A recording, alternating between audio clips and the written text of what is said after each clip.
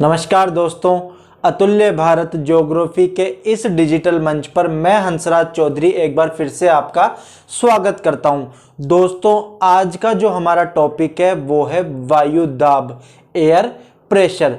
जब हम वायु दाब के बारे में बात करते हैं तो जैसे नाम से ही पता चल रहा है, वायु दाब, वायु का दाब। तो वायु दाब से क्या तात्पर्य होता है कि धरातल अथवा समुद्र तल पर, कहां पर, धरातल अथवा समुद्र तल पर का जो एक इकाई क्षेत्र होता है उसके ऊपर वायुमंडल की समस्त परतों के पड़ने वाले भार को क्या कहा जाता है, वायुदाब कहा जाता है। क्या पढ़ा हमने?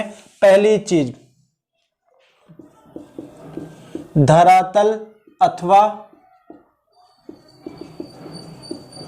समुद्र तल, ठीक है, ये चीज ध्यान दीजिएगा। धरातल अथवा समुद्र तल के इकाई क्षेत्रफल पर वायुमंडल की, इकाई क्षेत्रफल पर वायुमंडल की समस्त परतों के पड़ने वाले भार को क्या कहा जाता है, वायुदाब कहा जाता है।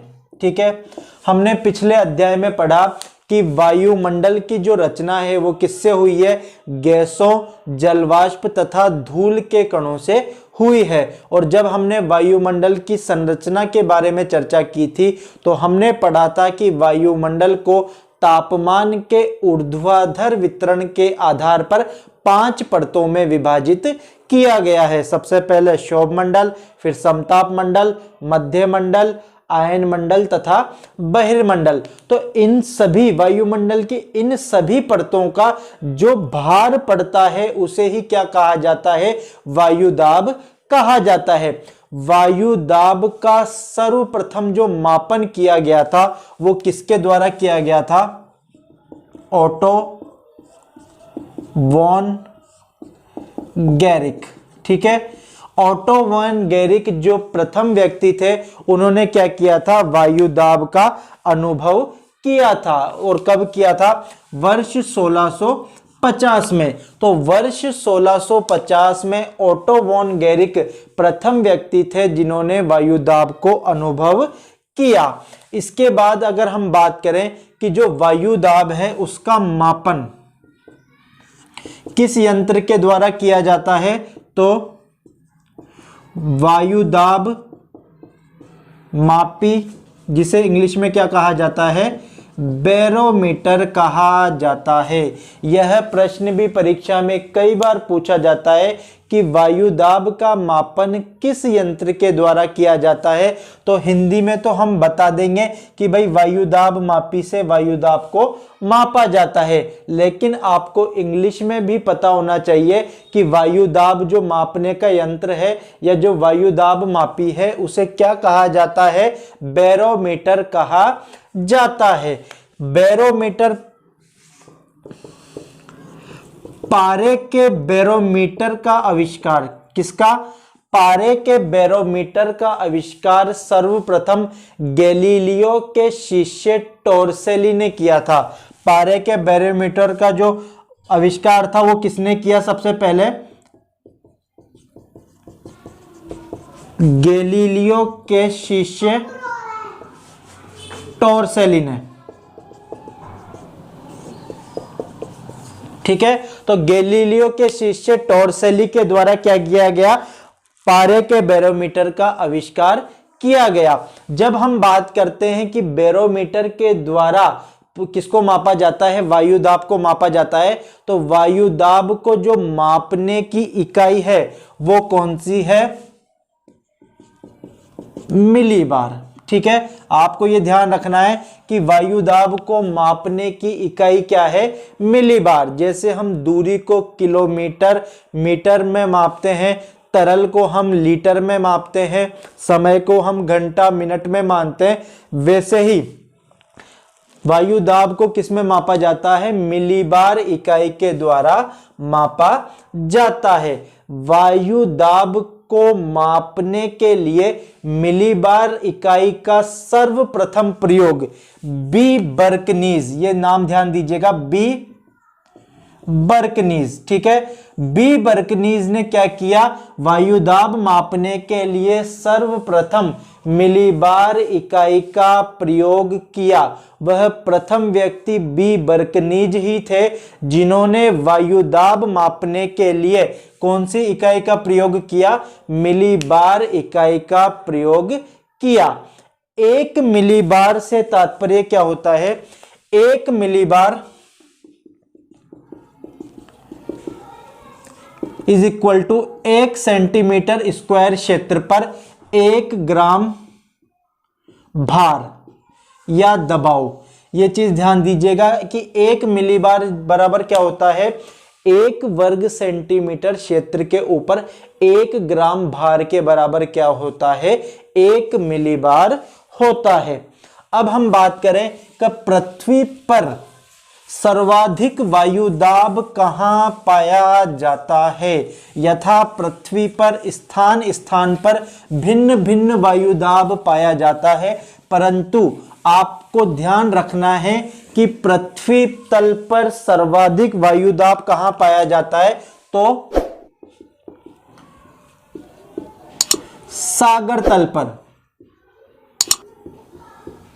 सी लेवल, ठीक है। सागर तल वह स्थल है जहां पर इस पृथ्वी पर सबसे ज्यादा वायु दाब पाया जाता है। और यह क्वेश्चन कई प्रतियोगी परीक्षाओं में भी पूछा जा चुका है कि पृथ्वी पर सर्वाधिक वायु दाब कहां पाया जाता है? तो कहां पाया जाता है? समुद्र तल या सागर तल पर पृथ्वी पर सर्वाधिक वायु दाब पाया जाता है। यदि हम पृथ्वी के औसत वायु दाब की बात करें तो पृथ्वी का जो औसत वायु दाब है वो है 1013.2 मिलीबार, ठीक है। कितना है? 1013.2 मिलीबार पाया जाता है। या फिर हम कह सकते हैं 1034 ग्राम प्रति सेंटीमीटर स्क्वायर या फिर 14.7 पाउंड प्रति इंच स्क्वायर। तो पृथ्वी पर औसत वायु दाब कितना पाया जाता है? 1013.2 मिलीबार अथवा 1034 ग्राम प्रति सेंटीमीटर स्क्वायर या फिर 14.7 पाउंड प्रति इंच स्क्वायर पृथ्वी का औसत वायु दाब है। एक चीज ध्यान दीजिएगा, सबसे इंपॉर्टेंट चीज, धरातल से ऊपर जाने पर वायु दाब, इस प्रकार के प्रश्न भी परीक्षाओं में पूछ लिए जाते हैं कि धरातल से ऊपर जाने पर वायु दाब पर क्या प्रभाव पड़ता है। तो धरातल से ऊपर जाने पर वायु दाब क्या हो जाता है? कम हो जाता है। वायु दाब क्या हो जाता है? कम हो जाता है। क्यों हो जाता है? कि देखिए, जब हमने वायुमंडल की संरचना पढ़ी थी तो हमने पढ़ा था कि जितनी भी भारी गैसें होती है अथवा जलवाष्प होती है या फिर जो धूल के कण होते हैं उनका जो विस्तार है वो धरातल के निकट ही या फिर वायुमंडल की निचली परतों में ही पाया जाता है। जैसे जैसे धरातल से ऊपर जाते हैं वैसे वैसे वायुमंडल क्या होता जाता है? विरल होता जाता है। तो जैसे जैसे धरातल से ऊपर जाते जाएंगे तो इन परतों का क्या होगा? भार कम होता जाएगा और वायु दाब क्या हो जाएगा? कम हो जाएगा। तो धरातल से ऊपर जाने पर वायु दाब क्या हो जाता है? कम हो जाता है, ठीक है। और यह जो वायु दाब कम होता है वह किस दर से कम होता है? यह प्रश्न भी आपसे परीक्षा में पूछा जा सकता है। तो धरातल से ऊपर जाने पर वायु दाब कम होता है, किस दर से कम होता है? तो ध्यान दीजिएगा, प्रति 300 मीटर की ऊंचाई पर कितना 34 मिलीबार वायुदाब क्या हो जाता है, कम हो जाता है। ठीक है, कितना, प्रति 300 मीटर की ऊंचाई पर 34 मिलीबार वायुदाब क्या हो जाता है, कम हो जाता है। इसके अलावा एक चीज ध्यान दीजिएगा कि तापमान तथा वायुदाब में विपरीत संबंध होता है। जो ध्यान देने योग्य चीज है वो क्या है कि हमेशा क्या होता है, तापमान तथा वायुदाब में विपरीत संबंध होता है। जहां पर तापमान में वृद्धि होती है वहां पर वायुदाब क्या हो जाता है, कम हो जाता है। विपरीत संबंध से तात्पर्य है कि यदि एक इकाई में वृद्धि होती है तो दूसरी इकाई में क्या हो जाती है, कमी हो जाती है। कि यदि तापमान अधिक तो वायुदाब क्या हो जाएगा, कम, और यदि तापमान कम होगा तो वायुदाब अधिक होगा। ठीक है, इसको इस प्रकार से समझते हैं कि जहां पर तापमान क्या होगा, अधिक होता है, वहां पर गैसें गर्म होके ऊपर उठती हैं, और जब गैसें ही गर्म होके ऊपर उठ जाएंगी तो जो दाब है वो क्या हो जाएगा, कम हो जाएगा। तो जिन क्षेत्रों में तापमान अधिक पाया जाता है वहां पर गैसें गर्म होके ऊपर उठती हैं, और जिन क्षेत्रों में तापमान कम पाया जाता है वहां पे गैसें ठंडी होकर नीचे बैठती हैं, और जब गैसें ऊपर से ठंडी होकर नीचे बैठेंगी तो उनके द्वारा जो लगने वाला दाब है वो भी क्या हो जाएगा, कम हो जाएगा। तो आपको ये ध्यान रखना है कि तापमान और वायुदाब में क्या होता है, विपरीत संबंध होता है। जहां पे तापमान अधिक होता है वहां पर क्या होता है, वायुदाब कम होता है, और जहां पे तापमान कम होता है वहां पे वायुदाब अधिक होता है। कई बार प्रश्न आपसे इस प्रकार भी पूछा जा सकता है कि थर्मामीटर में यदि पारा ऊपर चढ़ता है तो बैरोमीटर के पारे पर क्या प्रभाव पड़ेगा। क्वेश्चन को समझिए कि यदि थर्मामीटर में पारा ऊपर चढ़ रहा है तो बैरोमीटर के पारे पर क्या प्रभाव पड़ता है। तो ध्यान दीजिए कि थर्मामीटर किसको मापेगा, तापमान को मापता है। ठीक है, थर्मामीटर में पारा कब चढ़ेगा, थर्मामीटर में पारा चढ़ने का मतलब है तापमान बढ़ रहा है। तो थर्मामीटर में यदि पारा चढ़ रहा है इसका मतलब बैरोमीटर पर क्या प्रभाव पड़ेगा, बैरोमीटर का पारा नीचे गिरेगा। क्यों, क्योंकि थर्मामीटर का पारा चढ़ने से तात्पर्य है कि वहां पर तापमान में क्या हो रही है, वृद्धि हो रही है, और जहां पर तापमान में वृद्धि होती है वहां पर क्या होगा, वायुदाब कम होगा। क्यों, क्योंकि हमने पढ़ा कि तापमान तथा वायुदाब में क्या होता है, विपरीत संबंध होता है। तो थर्मामीटर में पारा चढ़ने पर बैरोमीटर का पारा क्या होगा, कम होगा, और थर्मामीटर में पारा गिरने का मतलब है बैरोमीटर में पारा चढ़ेगा। तो इस प्रकार की कुछ विशेषताएं हैं जो हमको ध्यान रखनी है, यहां से प्रश्न पूछे जाते हैं। अब हम बात करते हैं वायुदाब की पेटियों की। तो देखिए कि हम पढ़ चुके हैं कि पृथ्वी अपने अक्ष पर घूर्णन गति करती है और सूर्य के चारों ओर कौन सी गति करती है, परिक्रमण गति करती है। और हमें यह भी पता है कि पृथ्वी अपने अक्ष पर कितना झुकी हुई है, 23.5 डिग्री झुकी हुई है। अर्थात पृथ्वी अपने अक्ष के साथ कितना कोण बनाती है, 23.5 डिग्री का कोण बनाती है। यदि पृथ्वी घूर्णन गति और परिक्रमण गति दोनों ही नहीं करती, कि पृथ्वी अपने अक्ष पे झुकी हुई भी नहीं होती, न ही वो क्या करती, परिक्रमण गति करती, और ना ही वो क्या करती, घूर्णन गति करती, बल्कि हम क्या कह सकते हैं कि पृथ्वी अपने स्थान पे क्या रहती, स्थिर रहती, ठीक है। अब पृथ्वी अपने स्थान पे क्या रहती, स्थिर रहती। मान लीजिए ये क्या है, पृथ्वी है, ठीक है। विषुवत रेखा 0 डिग्री, 90 डिग्री नॉर्थ पोल और 90 डिग्री साउथ पोल। तो अब इस स्थिति में क्या होता कि सूर्य की किरणें विषुवत रेखीय क्षेत्रों में क्या पड़ती, बिल्कुल सीधी पड़ती। यहां पर सूर्य की किरणें बिल्कुल लंबवत पड़ती और लंबवत पड़ने के कारण यहां पर सूर्य ताप अधिक प्राप्त होता और सूर्य ताप अधिक प्राप्त होने के कारण यहां पर तापमान क्या होता, अधिक होता। तापमान अधिक होता तो वायु दाब क्या हो जाता, कम हो जाता। तो यहां पे क्या पाया जाता, न्यून वायु दाब, ठीक है। और ध्रुवों पर सूर्य की किरणें कैसे पड़ती, तिरछी पड़ती।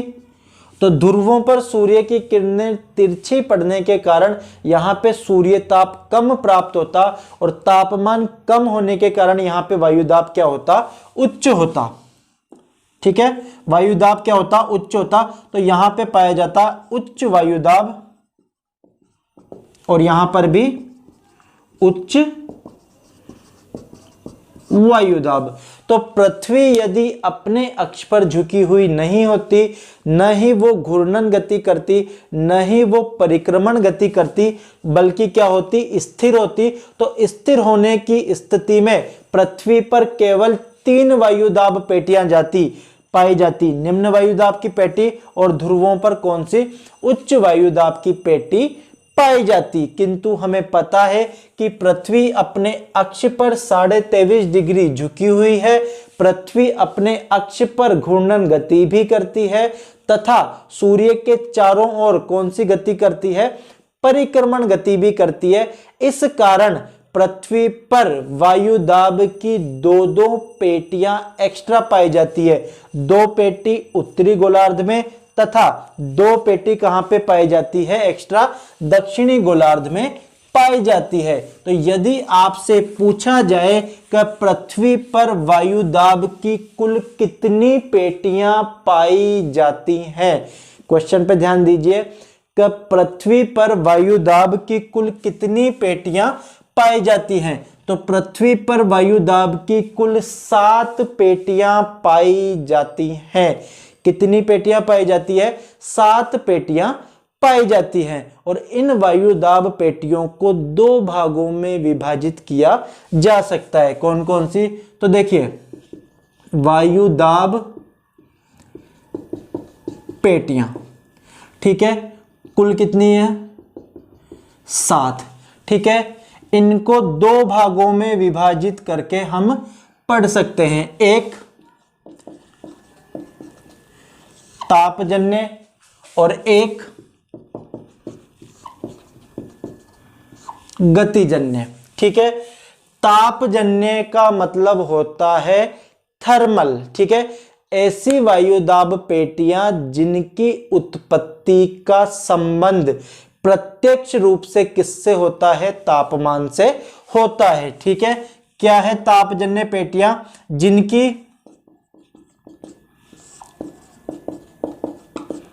उत्पत्ति का संबंध, और कौन सा संबंध, प्रत्यक्ष सीधे तौर पर किससे होता है, तापमान से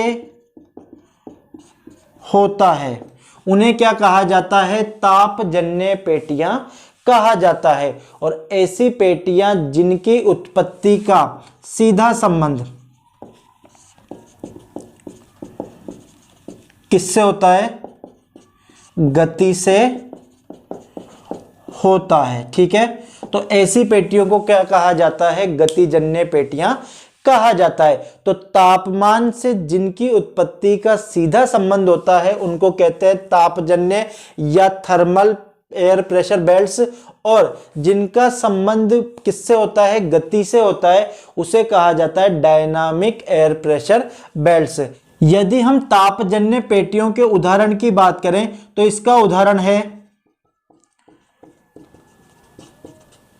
विषुवत रेखीय निम्न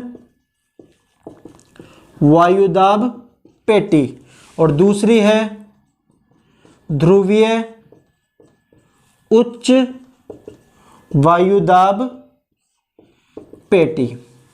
ठीक है। और गतिजन्य पेटियों के उदाहरण की बात करें तो इसका उदाहरण है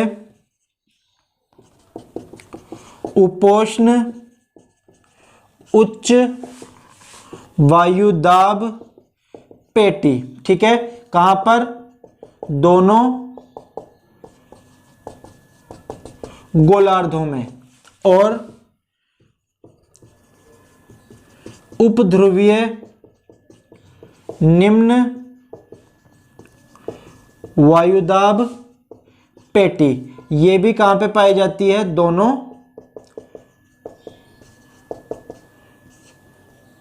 गोलार्धों में। ठीक है। तो गतिजन्य पेटियां कितनी हो गई? 2 तो हो गई आपके उपोष्ण उच्च वायुदाब पेटी, और 2 हो गई आपके उपध्रुवीय निम्न वायुदाब पेटी।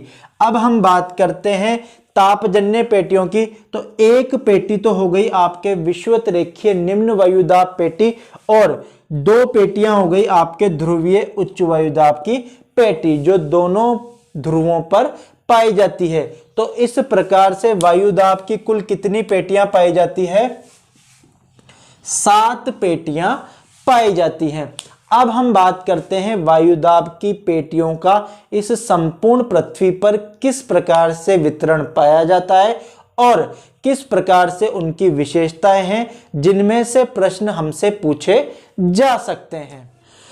अब हम पृथ्वी तल पर वायुदाब की पेटियों के वितरण के बारे में चर्चा करते हैं कि किस प्रकार से कहां कहां पे वायुदाब की पेटियां स्थित हैं और पाई जाती हैं। तो अभी हमने देखा कि जो पृथ्वी है उस पर कुल 7 पेटियां पाई जाती हैं, और पेटियों को हम क्या कहा जाता है? दाब कटिबंध भी कहा जाता है, प्रेशर जोन्स भी कहा जाता है। ठीक है। तो कुल 7 पेटियां के बारे में हमने पढ़ा कि विषुवत-रेखीय निम्न वायुदाब पेटी, उपोष्ण उच्च वायुदाब पेटी, उपध्रुवीय निम्न वायुदाब पेटी और ध्रुवीय उच्च वायुदाब पेटी। और यही पेटियां कहां पर? दक्षिणी गोलार्ध में भी पाई जाती है। अब हम प्रत्येक वायुदाब की पेटी के बारे में चर्चा करते हैं कि किस प्रकार से इनकी उत्पत्ति हुई है और किस प्रकार की विशेषताएं इनमें पाई जाती है। तो सबसे पहले हम बात करते हैं विषुवत-रेखीय निम्न वायुदाब पेटी की। इस पेटी को इंग्लिश में इक्वेटोरियल लो प्रेशर बेल्ट भी कहा जाता है। आपको पता है कि जो विषुवत रेखीय क्षेत्र है 0 डिग्री अक्षांश रेखा वाला, यहां पर सूर्य की किरणें वर्ष भर क्या पड़ती हैं? सीधी पड़ती हैं। और जिन क्षेत्रों में सूर्य की किरणें लंबवत या सीधी पड़ती हैं, वहां पर जो सूर्य ताप है वो क्या पाया जाता है? ज्यादा पाया जाता है। और सूर्य ताप ज्यादा पाए जाने के कारण यहां पर तापमान क्या पाया जाता है? तापमान अधिक पाया जाता है। अब क्या होता है कि तापमान अधिक होने के कारण इस विषुवत रेखीय जो क्षेत्र है, यहां की जो भी वायु है वो गर्म होकर क्या होती है? ऊपर उठती है। और जब वायु गर्म होकर ऊपर उठती है तो वायुदाब क्या हो जाता है? कम हो जाता है। तो विषुवत रेखीय क्षेत्र की जो वायु है वह अधिक सूर्य ताप के कारण क्या होती है? गर्म होकर ऊपर उठती है। इस कारण यहां पर क्या पाया जाता है? निम्न वायुदाब पाया जाता है। तो तापमान अधिक होने के कारण जो वायु है वो क्या होती है? गर्म होकर ऊपर उठती है। ठीक है।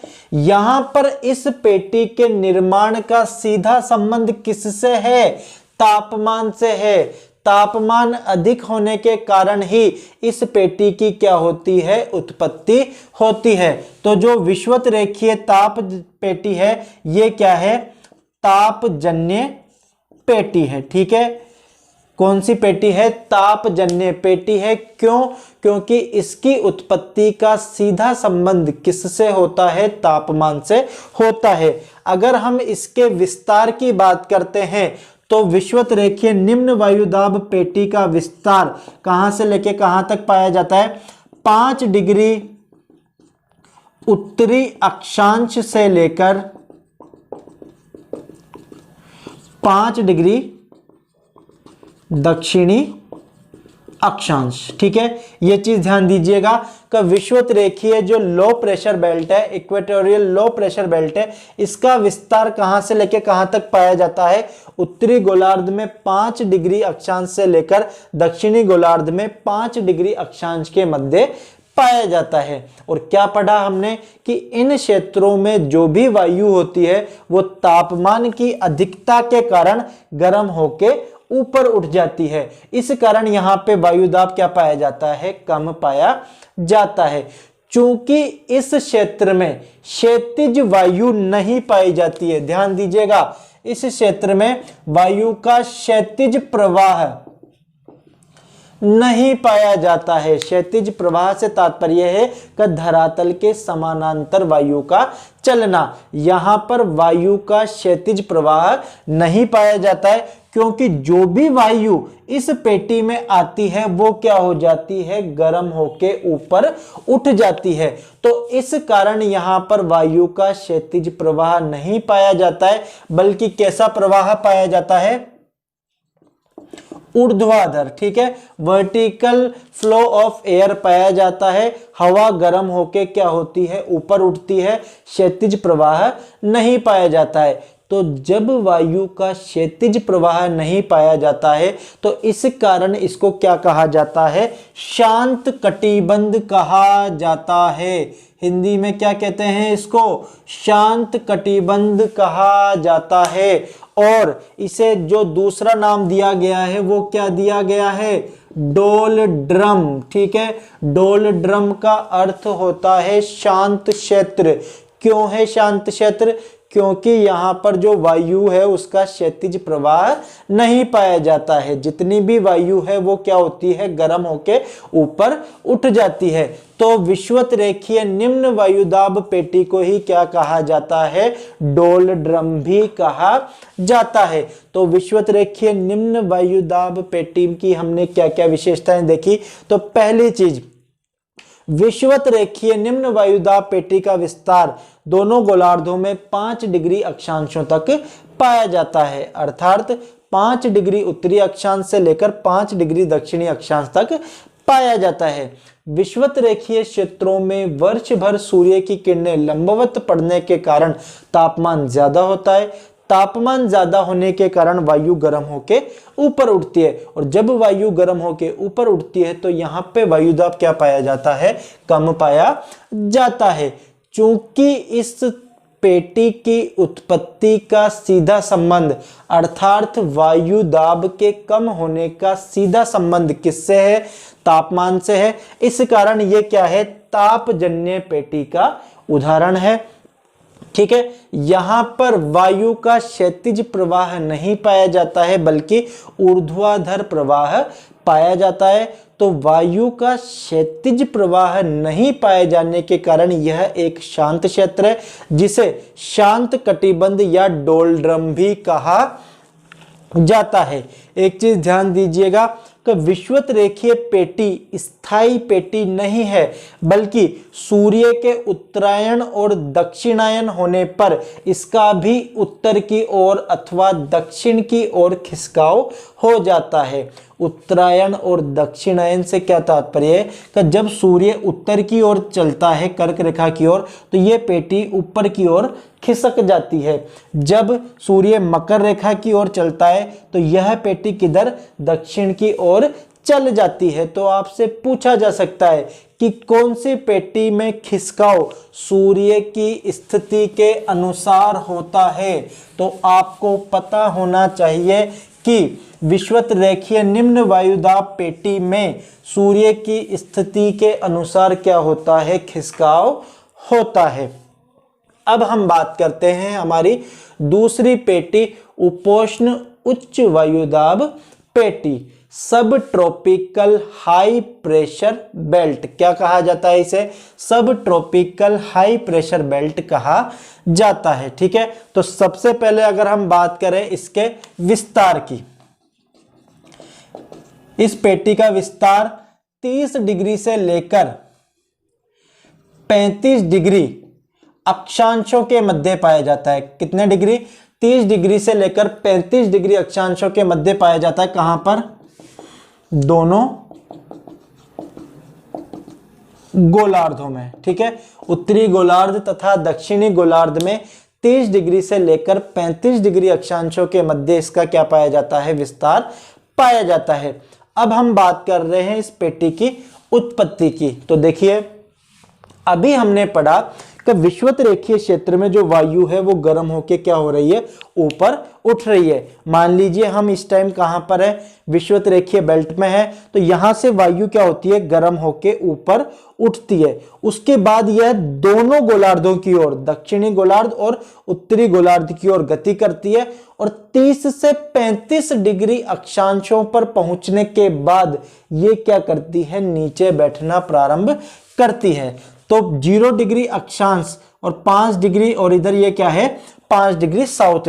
तो ये जो विषुवत रेखीय पेटी है, यहां से वायु गर्म होके क्या होती है? ऊपर उठना प्रारंभ करती है। उसके पश्चात दोनों गोलार्धों की ओर चल जाती है और 30 डिग्री से 35 डिग्री अक्षांशों के मध्य दोनों गोलार्धों में वायु ऊपर से नीचे बैठना प्रारंभ करती है। तो जैसे जैसे वायु ऊपर से नीचे बैठना प्रारंभ करती है तो इसके कारण जो वायु दाब है वो क्या हो जाता है? ज्यादा हो जाता है। हमने प्रारंभ में भी चर्चा की कि जब वायु गर्म होके ऊपर उठती है तो वायु दाब क्या हो जाता है? कम हो जाता है, और जब वायु ठंडी होके नीचे बैठती है तो वायु दाब क्या हो जाता है? अधिक हो जाता है। तो इन क्षेत्रों में 30 डिग्री से लेकर 35 डिग्री अक्षांशों में क्या होता है कि वायु ठंडी होकर नीचे बैठती है। और तो जब वायु ठंडी होकर नीचे बैठती है तो इस कारण यहाँ पे क्या पाया जाता है? उच्च वायु दाब पाया जाता है। ठीक है, तो इस पेटी की उत्पत्ति का जो सीधा कारण है वो क्या है? वायु में गति। ठीक है, वायु में यदि गति नहीं होती, वायु ऊपर से नीचे नहीं बैठती तो इस पेटी की उत्पत्ति नहीं होती। तो चूंकि इस पेटी की उत्पत्ति का सीधा संबंध किससे है? वायु की गति से है। इस कारण इसको क्या कहा जाता है? गतिजन्य पेटी भी कहा जाता है। ठीक है, तो दोनों गोलार्धों में उपोष्ण उच्च वायुदाब पेटी, उत्तरी गोलार्ध में भी और दक्षिणी गोलार्ध में भी, दोनों गोलार्धों में ये क्या है? गतिजन्य पेटी का उदाहरण है। फिर एक चीज ध्यान दीजिएगा कि इन अक्षांशों को, कौन से अक्षांशों को? 30 डिग्री से लेकर 35 डिग्री अक्षांशों को अश्व अक्षांश भी कहा जाता है। क्या कहा जाता है? अश्व अक्षांश। इंग्लिश में इनको कहा जाता है हॉर्स लैटिट्यूड। ठीक है, तो आपसे सिंपल सा प्रश्न पूछा जाएगा कि अश्व अक्षांश किसे कहा जाता है? तो किसे कहा जाता है? 30 डिग्री से लेकर 35 डिग्री अक्षांशों को क्या कहा जाता है? अश्व अक्षांश कहा जाता है। अब हमारे दिमाग में प्रश्न क्या आता है कि इन्हें अश्व अक्षांश क्यों कहा जाता है? तो देखिए, प्राचीन में क्या होता था कि घोड़ों का क्या होता था? व्यापार होता था। तो घोड़ों को समुद्र में जहाजों में लादकर एक स्थान से दूसरे स्थान पर लेकर जाया जाता था। तो जैसे ही कोई जहाज इस पेटी के क्षेत्र में पहुंचता था, पेटी के क्षेत्र में पहुंचने से तात्पर्य क्या है कि 30 डिग्री से 35 डिग्री अक्षांशों के बीच में जैसे ही जहाज पहुंचता था तो वहां पर वायु ऊपर से नीचे हो बैठ रही है। ठीक है, तो वायु दाब क्या होता है? अधिक होता है। और पहले जो प्राचीन काल है तब ये मोटर वाले जहाज नहीं चलते थे, बल्कि कौन से जहाज चलते थे? पाल वाले जहाज चलते थे। जहाज के ऊपर क्या लगे होते थे? पाल लगे होते थे और वायु के प्रवाह से ही वो जहाज चलते थे। तो इस पेटी में क्या होता है, हवा ऊपर से नीचे बैठ रही है तो भार क्या हो जाता है, अधिक हो जाता था। और भार अधिक होने के कारण जहाजों को चलने में क्या होती थी, दिक्कत होती थी। और पहले इतनी खोज भी नहीं हुई थी कि क्यों जहाज नहीं चल रहा, कि भाई यहाँ पे क्या है, वायुदाब ज्यादा है या फिर कम है। तो वो क्या सोचते थे, जो जहाज के मालिक होते थे, कि भाई भार ज्यादा हो गया है, वजन ज्यादा हो गया है। तो उस वजन को ज्यादा करने के लिए वो क्या करते थे कि जो माल है जिसका वो परिवहन कर रहे हैं या जिसका व्यापार करने जा रहे हैं, उसको तो फेंक सकते नहीं है, ठीक है, खुद भी समुद्र में कूदेंगे नहीं, तो बचा क्या, घोड़े। तो वो क्या करते थे कि घोड़ों को क्या कर देते थे, समुद्र में पटक देते थे कि जब अपन स्थल पे पहुंचेंगे तो दूसरे खरीद लेंगे। तो इन अक्षांशों के नीचे क्या पाए गए हैं, घोड़े के कंकाल पाए गए हैं। तो घोड़े के कंकाल पाए जाने के कारण ही 30 डिग्री से लेकर 35 डिग्री के जो अक्षांश हैं उन्हें क्या कहा जाता है, अश्व अक्षांश कहा जाता है। लेकिन इसमें एक थोड़ी सी चीज ध्यान दीजिएगा, यदि आपसे केवल ये पूछा जाए कि अश्व अक्षांश किसे कहते हैं और केवल ये लिखा मिले 30 डिग्री से 35 डिग्री, तो आप उसको टिक कर देंगे कि 30 डिग्री से लेकर 35 डिग्री अक्षांशों को ही क्या कहा जाता है, अश्व अक्षांश कहा जाता है। लेकिन यदि आपको दो ऑप्शन इस प्रकार से मिले कि 30 डिग्री से लेकर 35 डिग्री उत्तरी अक्षांश और 30 डिग्री से लेकर 35 डिग्री दक्षिणी अक्षांश, तो यदि आपको उत्तरी गोलार्ध के अक्षांश और दक्षिणी गोलार्ध के अक्षांश दोनों अलग अलग ऑप्शन में दिए जाएं, तो ध्यान दीजिएगा, तब आपको क्या चुनना होगा, उत्तरी गोलार्ध के अक्षांशों को ही चुनना होगा। क्यों? क्योंकि ये जो घोड़ों के द्वारा व्यापार होता था वो कहां पर, अरब के देशों के द्वारा ही किया जाता था। और जो अरब प्रायद्वीप के देश है वो कहां पर स्थित है, उत्तरी गोलार्ध में स्थित है। तो ये थोड़ा सा ध्यान रखना है आपको कि यदि आपसे पूछा जाए कि अश्व अक्षांश किसे कहते हैं, तो केवल 30 से 35 डिग्री उत्तरी अक्षांशों को कहा जाता है। इसके अलावा एक चीज दीजिएगा कि जब कहीं भी वायु ऊपर से नीचे की ओर बैठती है तो जो अवस्थाएं होती है उन्हें कहा जाता है प्रति चक्रवातीय दशाएं, ठीक है। जहां कहीं पर भी वायु ऊपर से नीचे की ओर बैठती है तो इन दशाओं को क्या कहा जाता है, प्रति चक्रवातीय दशाएं या एंटी साइक्लोनिक कंडीशंस कहा जाता है। तो उपोष्ण उच्च वायुदाब की पेटी में क्या पाया जाती है, प्रति चक्रवातीय दशाएं पाई जाती है। यहां पर प्रति चक्रवातों का क्या होता है, निर्माण होता है। और सबसे इंपॉर्टेंट चीज, विश्व के जितने भी उष्ण मरुस्थल हैं वो सभी के सभी किस पेटी में पाए जाते हैं, उपोष्ण उच्च वायुदाब पेटी में पाए जाते हैं, ठीक है। यह प्रश्न पूछा जाता है कि विश्व के मरुस्थलों का विस्तार, कौन से मरुस्थल, जितने भी डेजर्ट्स हैं इनका विस्तार किस बेल्ट में पाया जाता है, तो उपोष्ण उच्च वायुदाब पेटी में इनका विस्तार पाया जाता है। क्यों? क्योंकि वर्षा कब होती है, देखो वर्षा होने के लिए जो हम वर्षा का एक प्रकार पढ़ते हैं संवहनीय वर्षा, कि वायु गर्म होके ऊपर उठती है। जब वायु गर्म होके ऊपर उठती है तो वो क्या करती है, ठंडी होने के लिए क्या करती है, जो एक्सेस में आर्द्रता है उसको क्या कर देती है, बरसात के रूप में गिरा देती है। तो इससे जो वर्षा होती है उसको संवहनीय वर्षा कहते हैं। लेकिन जहां कहीं पे भी वायु ऊपर से नीचे बैठती है तो वहां पर वर्षा क्या पाई जाती है, कम पाई जाती है। तो इस कारण यहां पर किसका विकास हो गया है, मरुस्थलों का विकास हो गया है। और आप देखेंगे कि विश्व के जितने भी मरुस्थल हैं उनमें से अधिकतर कहां पे पाए जाते हैं, महाद्वीपों के पश्चिमी भाग में ही पाए जाते हैं। जिसका एक कारण क्या है, गर्म समुद्री धाराएं भी है, ठीक है।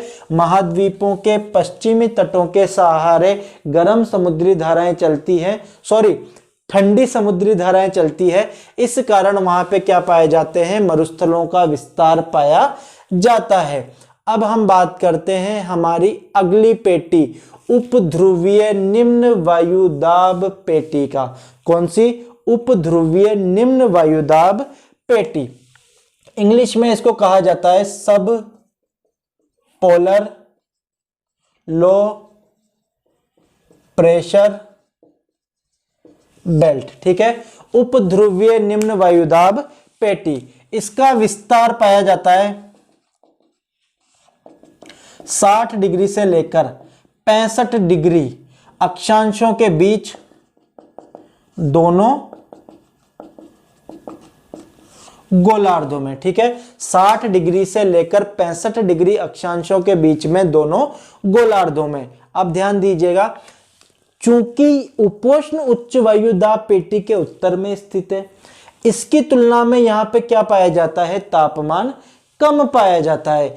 तो यहां पर वायुदाब क्या पाया जाना चाहिए था? ज्यादा पाया जाना था। लेकिन क्या होता है कि हमें पता है कि पृथ्वी पश्चिम से पूर्व की ओर अपने अक्ष पे क्या कर रही है? घूर्णन गति कर रही है। तो पृथ्वी की इस घूर्णन गति के कारण इस बेल्ट की जो वायु है वो स्थानांतरित होकर कुछ तो कहां पे चली जाती है? ध्रुवों की ओर चली जाती है, और कुछ कहां पर आ जाती है? उपोष्ण उच्च वायुदाब पेटी की ओर आ जाती है। तो पृथ्वी की घूर्णन गति के कारण 60 डिग्री से लेकर 65 डिग्री अक्षांशों के बीच की वायु क्या हो जाती है? स्थानांतरित हो जाती है। इस कारण यहां पर तापमान तुलनात्मक रूप से कम पाए जाने के बावजूद भी वायुदाब क्या पाया जाता है? कम पाया जाता है। तो चूंकि इसकी उत्पत्ति का सीधा संबंध किससे है? गति से। किसकी गति? पृथ्वी की गति। कौन सी गति? घूर्णन गति। तो पृथ्वी की घूर्णन गति से कारण इसकी उत्पत्ति होती है। इस कारण इसको क्या कहा जाता है? गतिजन्य पेटी भी कहा जाता है। और विस्तार देखिए, 60 डिग्री से लेकर 65 डिग्री अक्षांशों के मध्य दोनों गोलार्धों में। ठीक है, इसके बाद जो हमारी लास्ट पेटी आती है वो है ध्रुवीय उच्च वायुदाब पेटी, पोलर हाई प्रेशर बेल्ट। तो हमें पता है कि ध्रुवों पर वर्ष भर तापमान क्या होता है? काफी कम पाया जाता है। तापमान कम होने के कारण यहाँ पे जो गैसें हैं या जो वायु है वो ऊपर से नीचे की ओर बैठती है ठंडी होकर, और जब गैसें ऊपर से नीचे की ओर बैठेगी जो वायु, तो उसके कारण यहाँ पर वायुदाब क्या पाया जाता है? उच्च पाया जाता है। तो ध्रुवों पर वायुदाब उच्च पाए जाने का सीधा कारण और सीधा संबंध किससे है? तापमान के कम होने से है। तो ये जो ध्रुवीय वायुदाब की पेटी है, जो उच्च वायुदाब की पेटी है, इसका सीधा संबंध किससे है? तापमान से है। इस कारण ये कौन सी पेटी का उदाहरण है? तापजन्य पेटी का उदाहरण है। तो एक बार शॉर्ट में हम इसको देख लेते हैं कि हमने क्या पढ़ा। कि विषुवत रेखीय निम्न वायुदाब पेटी की उत्पत्ति का सीधा संबंध तापमान से है, तो ये तापजन्य पेटी है। ध्रुवीय उच्च वायुदाब की पेटी की उत्पत्ति का सीधा संबंध किससे है? तापमान से है। इस कारण ये भी तापजन्य पेटी का उदाहरण है। तो तापजन्य पेटियां कितनी हैं? 3। ठीक है, अब आपसे पूछा जाए कि गतिजन्य पेटियां कितनी हैं, तो कितनी? उपोष्ण उच्च वायुदाब की पेटी दोनों गोलार्धों में, और उपध्रुवीय निम्न वायुदाब की पेटी भी दोनों गोलार्धों में। तो गतिजन्य कितनी हो गई? 4। तो हमने पढ़ा कि कुल कितनी पेटियां हैं? 7 पेटियां पाई जाती हैं। इसके अलावा आपसे एक प्रश्न और पूछा जा सकता है, ध्यान दीजिएगा। समदाब रेखा, समदाब रेखा। ठीक है, अब समदाब रेखा क्या होती है? कि समुद्र तल पर, ठीक है, समुद्र तल पर या फिर आप यूं मान लीजिए कि मानचित्र पर समान वायुदाब वाले स्थानों को मिलाने वाली रेखा को क्या कहा जाता है? समदाब रेखा कहा जाता है। मानचित्र पर समान वायुदाब वाले स्थानों को मिलाने वाली रेखा को क्या कहा जाता है? समदाब रेखा कहा जाता है। ये काल्पनिक रेखा होती है। क्या होती है? काल्पनिक रेखाएं, ठीक है, इमेजिनरी लाइंस होती है और इन्हें केवल किसके ऊपर खींचा जाता है? मानचित्रों के ऊपर या ग्लोब पर खींचा जाता है। इन्हें इंग्लिश में कहा जाता है आइसोबार, ठीक है। तो ये आपको ध्यान रखना है। अगर हमें केवल समदाब रेखा लिखा मिलता है तो हम अंदाजा लगा लेंगे कि समदाब, समान दाब को मिलाने वाली रेखा, लेकिन आपको इंग्लिश टर्म भी याद रखना है कि समदाब रेखा को इंग्लिश में क्या कहा जाता है? तो समदाब रेखा को क्या कहा जाता है इंग्लिश में? आइसोबार कहा जाता है। और आइसोबार क्या होता है? मानचित्र पर समान वायु दाब वाले स्थानों को मिलाने वाली रेखा को क्या कहा जाता है? समदाब रेखा कहा जाता है। तो इस प्रकार से हमारा ये टॉपिक वायुदाब एवं वायुदाब की पेटियां समाप्त होता है, जिसमें हमने वायुदाब की सामान्य विशेषताओं तथा पृथ्वी पर वायुदाब की पेटियों के वितरण के बारे में चर्चा की।